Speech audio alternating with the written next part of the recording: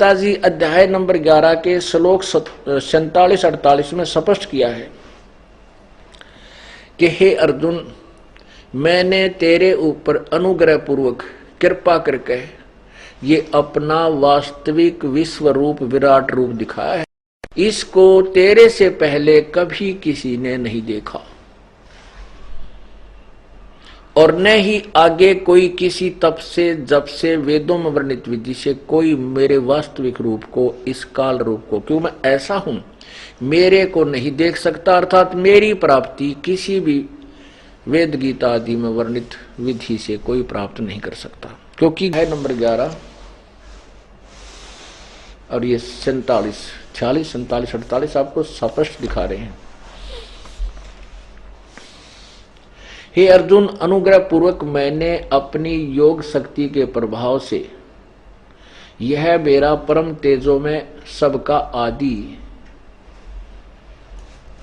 और सीमा रहित विराट रूप तुझको दिखलाया है, जिसे तेरे अतिरिक्त दूसरे किसी ने पहले नहीं देखा था। अब क्या हुआ, इससे क्या स्पष्ट हुआ? स्पष्ट ये किया है कि भगवान ने कहा है, योग शक्ति के माध्यम से मैंने तुम्हें अपना यह रूप दिखाया है। अब योग शक्ति के प्रभाव से जब ये रूप भगवान ने दिखाया है, और वहाँ पर रामपाल जी कहते हैं महाभारत का वाक्य निकालकर कि मेरे लिए उसी रूप में गीता ज्ञान को दोहरा देना संभव नहीं है, क्योंकि मैंने वो योग में स्थित होकर दिया था। आपने महाभारत के अनुसार तो दिखला दिया कि योग में स्थित होकर उन्होंने गीता उपदेश दिया था। यहाँ क्यों नहीं दिखाया कि मैं योग में स्थित होकर योग शक्ति के प्रभाव से अपना रूप दिखा रहा हूँ? योग शक्ति के प्रभाव से दिखला रहे हैं तो भगवान श्री कृष्ण तो हैं वो। जैसे महाभारत में उन्होंने कहा कि योग में स्थित होकर उपदेश दिया था, यहाँ भी कह रहे हैं योग शक्ति के प्रभाव से दिखला रहा हूँ। अगर स्वयं काल होते वो ये थोड़ी कहते कि मैं योग शक्ति के प्रभाव से दिखला रहा हूँ। रामपाल जी के अनुसार स्वयं काल होते वो तो कहते मैं अपना स्वरूप दिखला रहा हूँ, सीधे सीधे। यूँ क्यों कहते योग शक्ति के प्रभाव से दिखला रहा हूँ? अतः यहाँ जो योग शक्ति के प्रभाव से दिखलाने को बोला गया है, ये स्वयं श्री कृष्ण ने ही बोला है, यह सिद्ध होता है कि गीता जी के अध्याय नंबर 11 के श्लोक 47 में कहता है ये काल कि मैंने जो ये रूप दिखाया तेरे अतिरिक्त आज से पहले किसी ने नहीं देखा। यदि श्री कृष्ण जी बोल रहे होते, ये नहीं कहते कि ये रूप जो विराट रूप मैंने दिखा आज तक किसी को नहीं दिखाया अपना विराट रूप, क्योंकि कौरवों की सभा में अपना विराट रूप दिखा चुके थे और उसको देखने वाले बहुत से वहां 100 तो कौरव थे, 101 और अन्य सैनिक भी थे। आगे क्या कहता है कि जो मेरा ये रूप है आगे भी नहीं देखा जा सकता। प्रभु कहते हैं कि आज से पहले मेरा यह रूप तेरे अतिरिक्त अर्थात भक्त के अतिरिक्त किसी के द्वारा पहले नहीं देखा गया, और ना ही भक्त को छोड़कर किसी के द्वारा भविष्य में देखा जाएगा। गीता जी के 11वें अध्याय के 53 से 54 श्लोक में कहा है, अनन्य भक्ति के द्वारा मैं प्रत्यक्ष देखने के लिए, तत्व से जानने के लिए तथा प्रवेश करने के लिए अर्थात एक ही भाव से प्राप्त होने के लिए भी शक्य हूँ, अर्थात प्रत्यक्ष देखा जा सकता हूँ अनन्य भक्ति से। ये गीता जी में भी कहा है और श्रीमद् भागवत का भी प्रमाण आपको दिया है।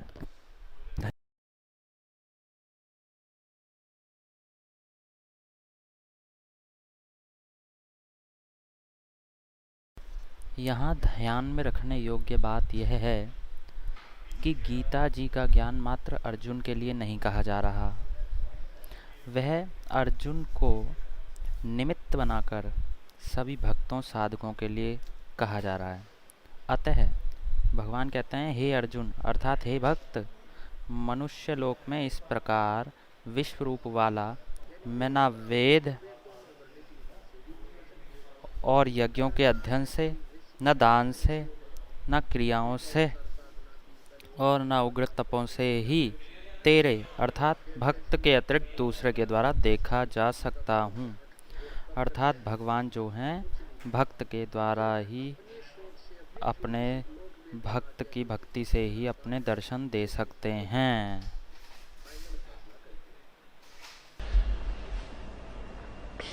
अब देखिएगा 48वें श्लोक में, गीता अध्याय नंबर 11। अब 48वां श्लोक आपको सुना रहे हैं। हे अर्जुन, मनुष्य लोक में इस प्रकार जो विश्व रूप वाला मैं यानी मेरा जो रूप है, न तो वेद और यज्ञों के अध्ययन से, न दान से, न क्रियाओं से, न उग्र तपों से तेरे अतिरिक्त दूसरे द्वारा देखा जा सकता हूं।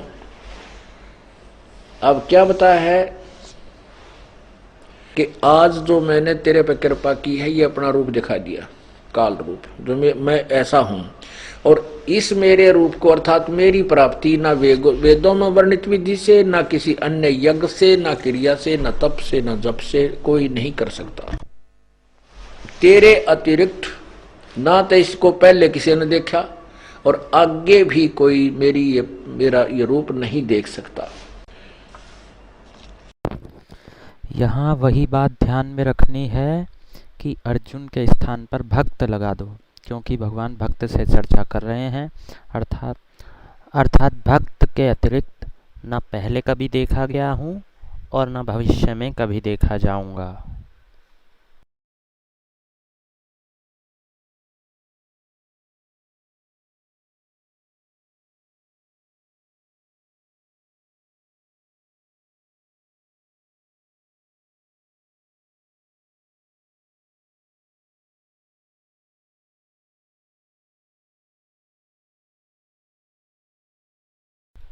अब हम आपको दिखाते हैं कि रामपाल जी ने जो गीता में से गलत अर्थ प्रकट किया है कि तेरे अतिरिक्त न तो पहले किसी ने मेरा यह स्वरूप देखा है, ना भविष्य में ही कोई देख पाएगा तेरे अतिरिक्त। तो अब आपको दिखाते हैं कि महाभारत में अर्जुन के अतिरिक्त ही किसी और ने देखा है। कारण यह है कि गीता के उस श्लोक का यह अर्थ नहीं था कि अर्जुन के अतिरिक्त कोई और नहीं देख पाएगा, अपितु अर्जुन भक्त है और गीता भक्तों के लिए कही गई है, न कि मात्र अर्जुन के लिए। अतः उसका अर्थ है कि भक्त के अतिरिक्त और नहीं देख पाएगा कोई भी। इसीलिए तो उत्तंग मुनि ने देख लिया, क्योंकि वो भक्त थे। तो हमने जो अपना टॉपिक है, अपना जो विषय है, वो क्लियर करना है कि गीता जी का ज्ञान श्री कृष्ण ने नहीं, श्री कृष्ण में प्रवेश करके काल ने कहा। प्रार्थना करने पर भगवान श्री कृष्ण ने प्रसन्न होकर उन्हें अपने उसी सनातन वैष्णव स्वरूप का दर्शन कराया जिसे युद्ध के प्रारंभ में अर्जुन ने देखा था। उत्तंग मुनि ने उस विराट विश्वरूप का दर्शन किया जिसकी बड़ी बड़ी भुजाएं थी। वह हजारों सूर्यों के समान देदीप्यमान, अग्नि के समान तेजस्वी और संपूर्ण आकाश को घेर खड़ा था। उसके सब और मुंह दिखाई देते थे। उस व्यापक परमात्मा के अद्भुत वैष्णव रूप को देखकर उत्तंग मुनि को बड़ा विस्मय हुआ और वे इस प्रकार स्तुति करने लगे। स्तुति की है, देवेश्वर, अब आप अपने इस उत्तम एवं अविनाशी स्वरूप को समेट लीजिए। मैं फिर आपको अपने पूर्ण रूप में ही देखना चाहता हूँ।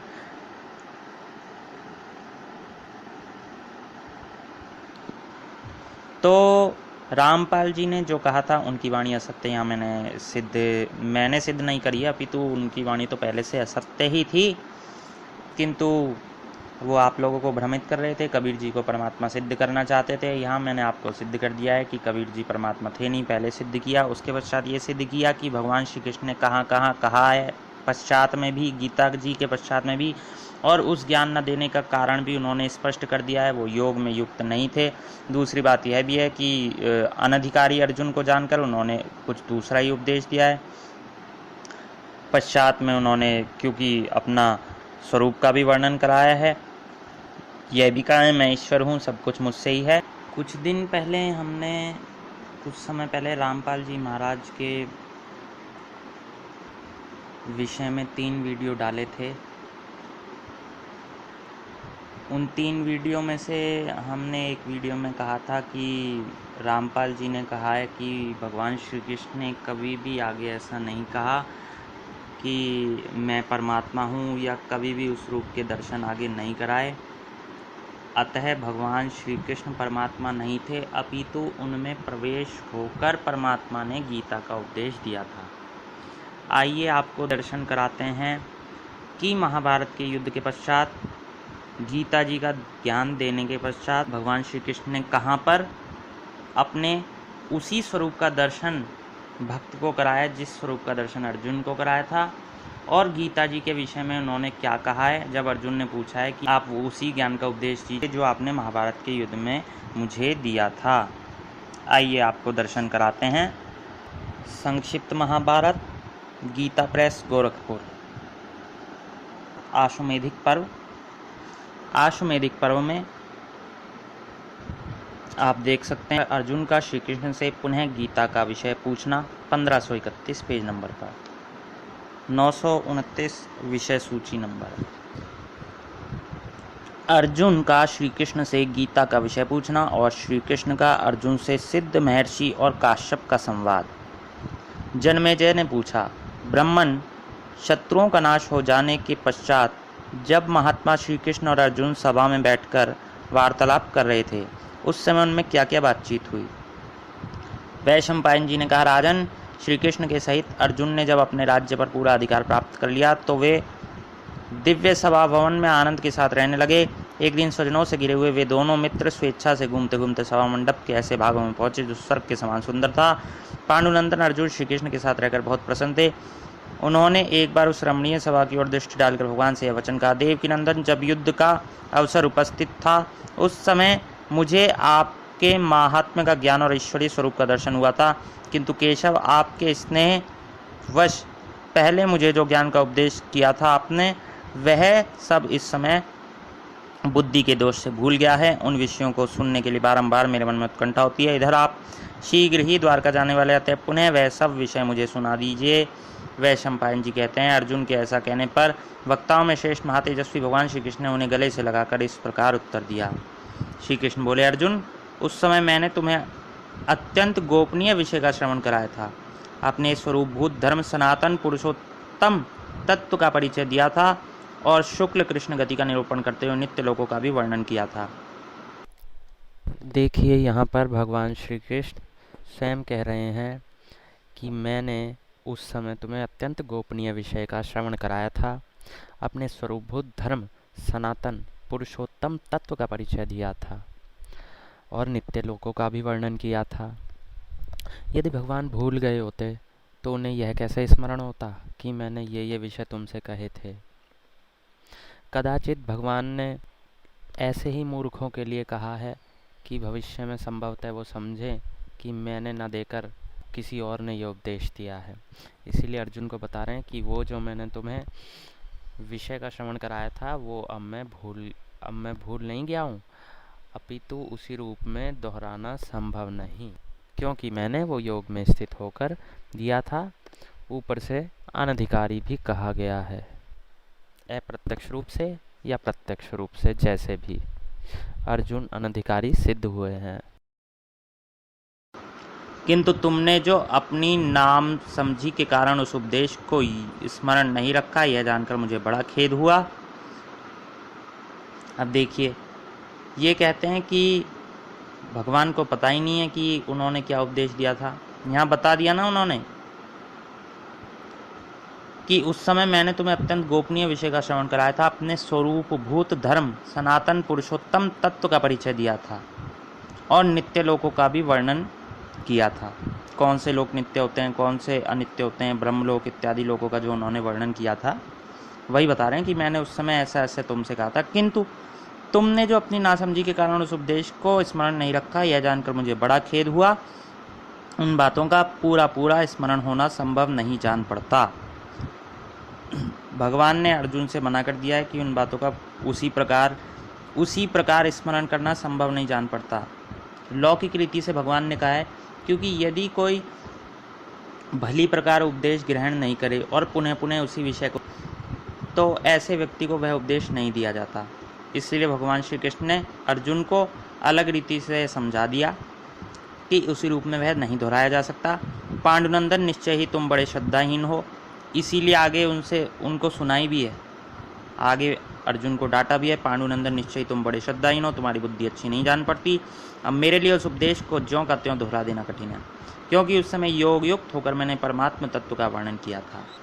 अब उस विषय का ज्ञान कराने के लिए मैं एक प्राचीन इतिहास का वर्णन कराता हूँ, इससे तुम्हें श्रेष्ठ एवं स्थिर बुद्धि प्राप्त होगी।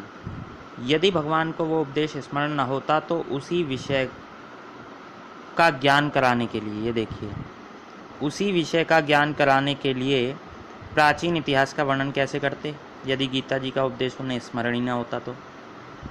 और कह भी रहे हैं, इससे तुम्हें श्रेष्ठ एवं स्थिर बुद्धि प्राप्त होगी, जिसके द्वारा तुम परम उत्तम गति को पा जाओगे। आगे भगवान ने प्रारंभ कर दिया है वह उपदेश।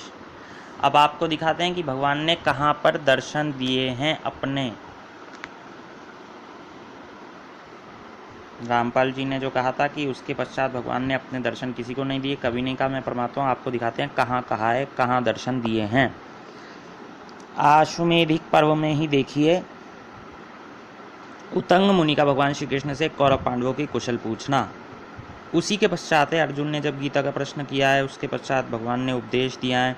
उसके पश्चात जब भगवान श्री कृष्ण वहाँ से आने लगे हैं, देखिए 1562 पेज नंबर पर।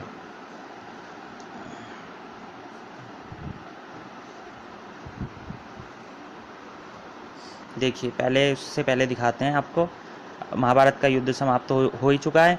श्री कृष्ण का अर्जुन के साथ हस्तिनापुर जाना और वहाँ सबसे मिलकर युधिष्ठिर की आज्ञा से सुभद्रा के साथ द्वारका को प्रस्थान। तो द्वारका के लिए चल दिए हैं भगवान।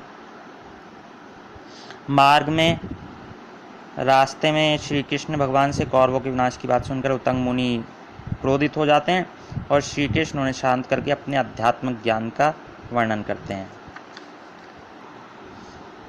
ये देखिए श्री कृष्ण क्या कहते हैं उतंग मुनि से। जब उतंग मुनि क्रोधित हो जाते हैं उन पर, भगवान श्री कृष्ण पहले तो कहते हैं कि बाल्यकाल से ही आपने ब्रह्मचर्य का पालन किया है, गुरुजनों को संतुष्ट किया इत्यादि इत्यादि।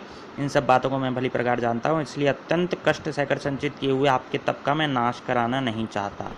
ऐसा इसलिए कहा क्योंकि उतंग मुनि शाप देने को उद्यत हो गए थे। इसलिए भगवान श्री कृष्ण कहते हैं पहले मेरी बात सुनो। श्री कृष्ण भगवान ने कहा, कहाँ कहते हैं, अब आप कहेंगे कहाँ कहा है, पहले मेरी बात तो सुनिए। अब नीचे देखिए, श्री कृष्ण कहते हैं, महर्षि आपको मालूम होना चाहिए कि तमोगुण, रजोगुण और सत्वगुण ये सभी भाव मेरे ही आश्रित हैं। रुद्र और वसु भी मुझसे ही उत्पन्न हुए हैं। इस बात को निश्चित समझिए कि संपूर्ण भूत मुझ में और मैं संपूर्ण भूतों में स्थित हूँ। संपूर्ण दैत्य, यक्ष, गंधर्व, राक्षस, नाग और अप्सराओं का मुझसे ही प्रादुर्भाव हुआ है। विद्वान लोग जिसे सत, असत, व्यक्त, अव्यक्त और अक्षर अक्षर कहते हैं, वे सब मेरा ही स्वरूप हैं। मुझे चारों आश्रमों के जो 4 धर्म प्रसिद्ध हैं तथा वेदोक्त जितने कर्म हैं वे कोई मुझसे भिन्न नहीं है।